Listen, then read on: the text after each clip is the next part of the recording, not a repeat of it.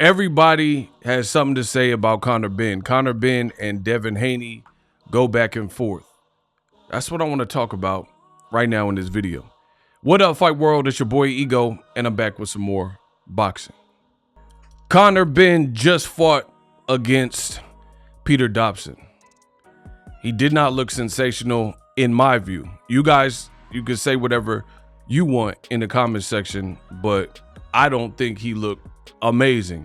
All things considered, who he's supposed to be, he got off them power pellets and he's not looking the same. Now, I've noticed that boxing is a small niche community, and even if it's not a big fight, sometimes other people in your industry are paying attention. There's a lot of people who have something to say about Conor's performance. I've seen Erickson Lubin.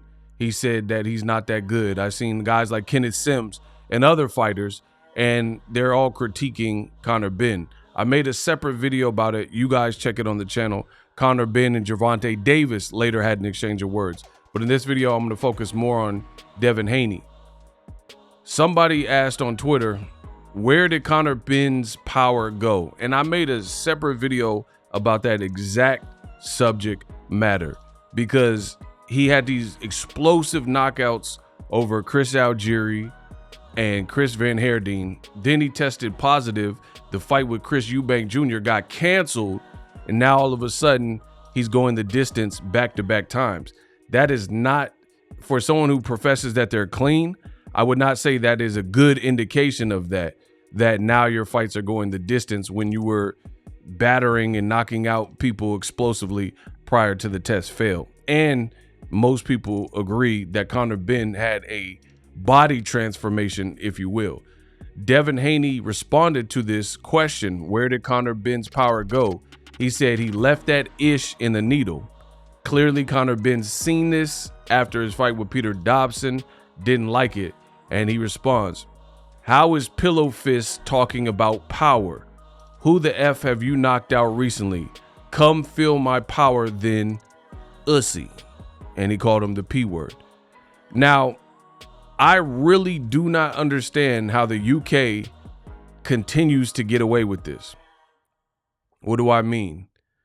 You have a welterweight who is supposed to be a big puncher who failed a PED test with a banned substance. And majority of the people he's calling out either aren't in his division, are retired or semi-retired, and he wants to be considered a top welterweight. This is mind-boggling, if you will. So what do I mean? So he called out Kell Brook. He said he had a list of people he wanted to fight. Kell Brook, he retired after the Amir Khan fight, and he's lost to Triple G. Hell no, guys, hey, big dramas, guys, is punches, nothing. Right? Triple G battered his eye. Errol Spence battered the other eye. Terrence Crawford later stopped him in 4 rounds. And, you know, that's Kell Brook's career. He had bouts of depression and things like that. These braids look crazy. These braids, he got them D'Angelo untitled braids. Girl, it's only you. Have it your way. And if you want, you can decide that if you have me, I can provide.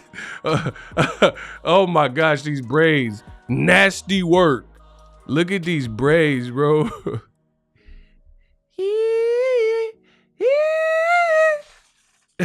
Oh my gosh. That threw me off. I got to get off this picture. These braids is trifling. Oh my gosh, the braids are back. Whatever. But anyway, you got Conor Benn calling out Kell Brook. He's pretty much a retired fighter. Chris Eubank is not in his division. Yes, he would be moving up, but we all know moving down in your mid-30s is not always desirable. Like Manny Pacquiao and Oscar De La Hoya. Yes, you had a guy moving up in Pacquiao, but De La Hoya, late in his career, mid-30s, was moving down after wars with like Bernard Hopkins and Floyd Mayweather and stuff like that. And it's just usually not good for a person who's moved up in their mid-30s to be moving down in weight. Usually the only time fighters do that are if they're losing, like Austin Trout in a losing streak and he like can't necessarily beat some of the top names at that point in the division. So he'll move back down to like welterweight from 154. Or Curtis Stevens, when he was losing big losses and David Lemieux knockouts at 160, dropped down to 54. So usually it's not a good sign. You don't want to backtrack. So why is Conor Benn and Eddie Hearn and the UK fans advocating for Conor Benn to fight the likes of Kell Brook, who's been retired, and the likes of Chris Eubank, who would probably have to hurt himself? His dad, his own dad, Chris Eubank's dad, did not even like that fight at that weight because of what his son will have to go through, right? Guys like Gervonta Davis and Devin Haney. Now, I mean, you could argue Devin Haney. What, man? This man, I'm out. Anyway, Devin Haney, you could argue that he like rehydrated to like 165 or whatever the case is, but nonetheless, he's still a guy who's never fought at 47. And this is who Conor Benn is like literally beefing with.